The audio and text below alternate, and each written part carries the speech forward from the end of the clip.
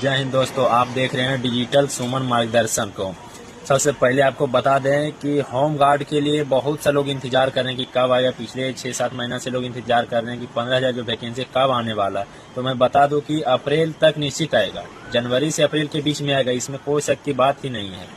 लेकिन कितना पोस्ट आएगा तो 15,000 आएगा, लेकिन उससे थोड़ा सा कम और बेसी हो सकता है, ज्यादा तो नहीं होगा, लेकिन 15,000 के आसपास ही आएगा। 15,300 आ जाए, 15,200, 15,000 या तो 1-2 पोस्ट कम रहे, लेकिन 15,000 आएगा।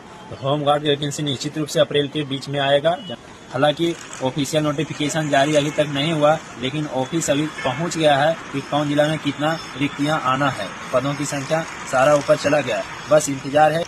तो दोस्तों, ऐसा ही अपडेट पाने के लिए आपको सुमन डिजिटल मार्गदर्शन को फॉलो जरूर करें और शेयर भी जरूर करें। लाइक कमेंट में पूछ सकते हैं, जो भी पूछना है पूछ सकते हैं और कमेंट का जवाब भी दिया जाएगा 100%। धन्यवाद।